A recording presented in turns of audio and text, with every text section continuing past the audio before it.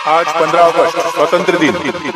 इस अवसर पर मैं अपने गांव के आम नागरिक श्री रविदास जी इनको 2 शब्द कहने के लिए मंच पे आमंत्रित करता हूँ।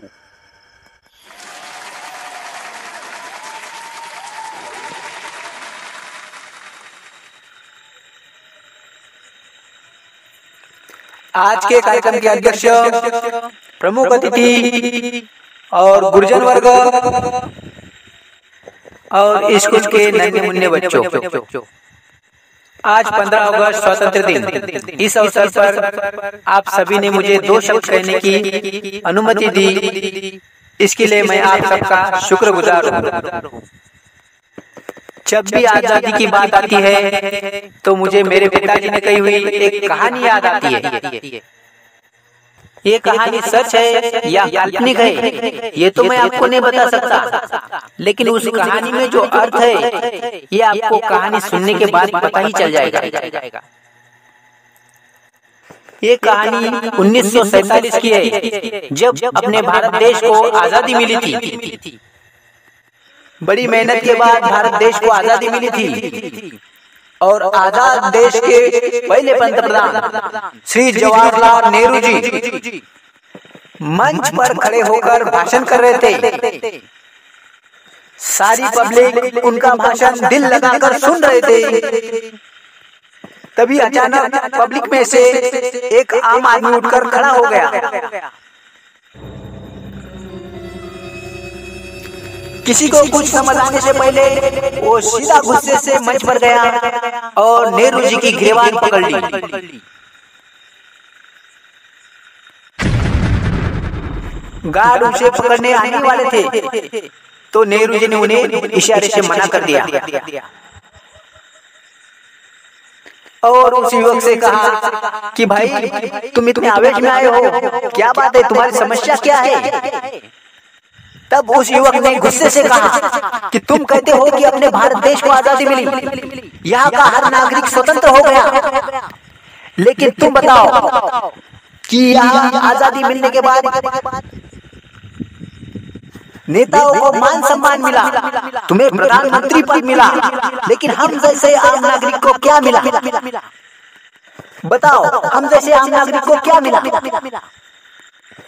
उसकी एक गुस्से भरी बात सुनकर पंडित जी मुस्कुराए और उस युवक से शांततापूर्वक कहा, देखो भाई, जिस अंग्रेज के जमाने में तुम अपने ही देश में सर उठा तक के नहीं जी सकते थे, जिस अंग्रेज के जमाने में तुम अपने ही देश में सर उठा तक के नहीं जी सकते थे, आज आजादी मिलने के बाद तुम उसी देश में बड़ी पब्लिक के सामने मंच पर एक प्रधानमंत्री की कॉलर पकड़े हुए खड़े हो, ये क्या कम है? अपनी समस्या को लेकर एक प्रधानमंत्री से सीधा तुम सवाल कर रहे हो, ये क्या कम मिला? नेहरू जी की ये बात सुनते ही उस युवक का हाथ छूट गया और उसकी आंखें शर्म से झुक गई। दोस्तों, इसे कहते हैं आजादी, इसे कहते हैं आम आदमी की आजादी। लेकिन आज उसी देश में क्या हमारा आम आदमी स्वतंत्र है? आज की स्थिति क्या है? अपने परिवार का ईमानदारी से पेट पालने वाला एक मजदूर जब घर से काम पर निकलता है तो घर से लेकर फैक्ट्री जाने तक उसके दिल में डर सा लगा रहता है कि जाते जाते अगर किसी सिग्नल पर हवलदार रोककर उसे चालान ना काट ले। क्या यही आम आदमी की आजादी है?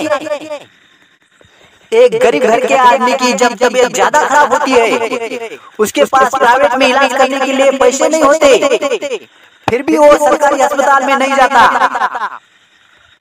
क्यों? क्योंकि उसे पता होता है अगर सरकारी अस्पताल में किसी बड़े नेता, पुजारी या बड़े कर्मचारी की पहचान अगर ना हो तो उसका इलाज तो किया जाएगा, लेकिन उसे दवाइयाँ पूरी नहीं मिलेगी। क्या यही आम आदमी की आजादी है?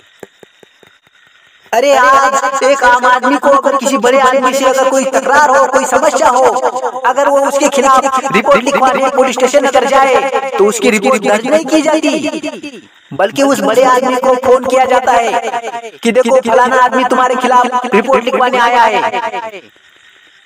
क्या यही आम आदमी की आजादी है? अरे इतना ही नहीं, आज इन कॉलेजों स्कूलों को विद्या का मंदिर कहा जाता है। उन स्कूलों कॉलेजों में भारत रत्न डॉक्टर बाबा साहेब आम्बेडकर, जिन्होंने अपने परिश्रम से, बड़ी मेहनत से, लगन से, बड़े कठिन परिस्थितियों में पढ़ाई कर अनेक डिग्रियां हासिल की, ऐसे महान व्यक्तिमत्व डॉक्टर बाबा साहेब आम्बेडकर और शांति के दैवत श्री महात्मा गांधी, इनकी तस्वीरें लगाई जाती है, उनका पूजन किया जाता है। लेकिन उन्हीं स्कूलों और कॉलेजों में जब एडमिशन की बात आती है तो बड़े बड़े घर के, आराम से गाड़ी में जाने वाले, बड़े बड़े स्कूलों में पैसे भरकर पढ़ने वाले, बड़ी बड़ी सुविधाएं और बड़े बड़े कोचिंग क्लासेस का आधार लेकर 85-90% लाने वाले हर छात्र को एडमिशन मिल जाती है। लेकिन उन्हीं स्कूलों और कॉलेजों में किसी आम आदमी का लड़का जो कि सरकारी स्कूल में पढ़ा हो, उसे सुविधाओं की कमी, किताबों की कमी, ऐसे में वो खुद की मेहनत पर दिल लगाकर पढ़ाई करके बड़ी मेहनत से कठिन परिस्थितियों में 80% से पास होता है, फिर भी उसे रिजेक्ट किया जाता है ये कहकर कि भाई लिस्ट तो 82% पे बंद हो गई। क्या यही आम आदमी की आजादी है? अरे इतना ही नहीं, उसी स्कूलों और कॉलेजों में जहाँ की ये 80% लाकर इस बच्चे को रिजेक्ट किया जाता है, उसी स्कूलों में एक बड़े घर का लड़का जो कि 75% से पास हुआ हो तो उसे पैसे भरकर मैनेजमेंट कोटे में से सीट दी जाती है। क्या यही आम आदमी की आजादी है? नहीं, ये आम आदमी की आजादी नहीं है। आम आदमी को आजादी तब तक नहीं मिलेगी जब तक कि हर पुरानी, हर नेता, हर बड़ा कर्मचारी अपना काम करते समय रूल्स और रेगुलेशन के साथ साथ ईमानदारी और दिल से काम करे। जब ये सब ईमानदारी से काम करते रहेंगे तभी हमारा देश आजाद होगा और तभी हम गर्व से कह सकेंगे कि मेरा भारत देश महान है। क्या आप सभी को ये बात सच लगती है? अगर ये बात अगर सही लगती है तो ये आम आदमी की ललकार हर हिंदुस्तानी तक पहुंचनी चाहिए। वैसे हमें तो गुलामी में जीने की आदत सी हो गई है, ऐसा सोचकर अच्छे हीरो बीच में ही बंद कर देने वाले बहुत है, लेकिन मुझे पता है सच्चा हिंदुस्तानी इसे इग्नोर नहीं करेगा और ऐसे सच्चे हिंदुस्तानियों को मैं दिल से सैल्यूट करता हूँ और अपने 2 शब्द खत्म करता हूँ। जय हिंद, जय भारत।